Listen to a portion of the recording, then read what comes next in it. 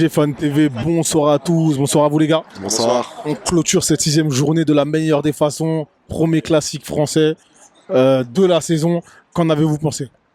Écoute, on a pris beaucoup de plaisir, même s'il n'y avait pas d'adversité, on va pas se mentir, mais bon, 4-0, moi je célèbre ça, je fête ça, ça fait plaisir, comme je l'avais dit il y a quelques jours, cette année on prend du plaisir, et je pense que c'est ce qu'il faut retenir. Après, on peut pas s'appuyer sur ce match-là, je pense, pour des très grosses confrontations, parce qu'il n'y avait personne en face. D'accord. Mais on a vu quand même des innovations, et puis je tiens à souligner la prestation de Barcola pour moi, qui a vraiment été très bon ce soir. D'accord. Donc ce soir, finalement, on a une équipe de l'OM qui est inexistante. Absolument. Et donc le Paris Saint-Germain, finalement, n'a rien de... Est-ce que ce soir, vous pouvez vous dire que finalement, c'est peut-être le meilleur match de la saison, ou que l'adversaire y est pour beaucoup? Donc j'ai eu ton avis, effectivement. Bon, moi je trouve que c'était un bon match. Après, c'est pas un match référence.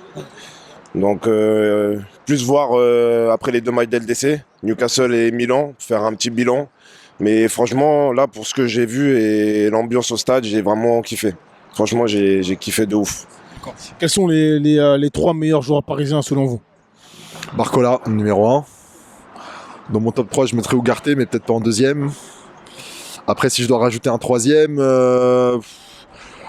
qui se détache vraiment, je sais pas, parce que... Hakimi. Je suis fou, moi. Hakimi, le coup franc, ses contrôles, sa technique. À un moment, il peut mettre le 2-0, je crois, en première mi-temps, ça tape le poteau. Non, franchement, très gros match. Je sais pas comment j'ai fait pour l'oublier, mais ouais, Hakimi.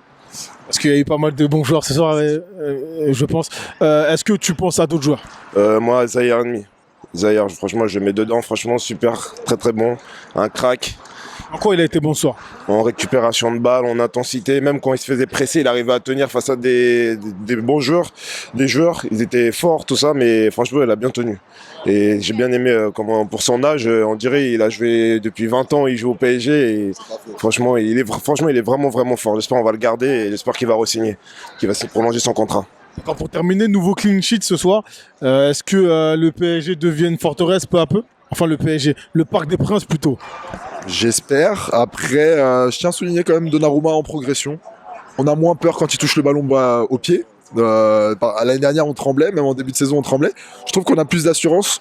Skriniar, Marquinhos, je trouve ça très complémentaire. Après, on revient à ce qu'on a dit. Il n'y a pas vraiment eu d'adversité pour l'instant, surtout contre Marseille ce soir. Je pense que le premier gros adversaire cette année, ça sera peut-être le seul, même vu le niveau du Milan, voire même de Newcastle, ce sera Monaco au Parc. Moi, j'attends de voir Monaco au Parc. Là, on sera vraiment challengé. Mais pour moi, une forteresse, je trouve qu'il y a beaucoup plus d'automatisme et beaucoup moins de changements. Alors, on sait à peu près ce qu'il fait à la compo de départ. Marquinhos, Skriniar, ça va être la charnière. Je sais pas ce que ça a donné avec Kimpembe qui revient, avec Nuno qui revient à gauche aussi. On voit que Lucas sort souvent pour mettre Marquinhos à gauche. Je suis pas du tout fan d'ailleurs.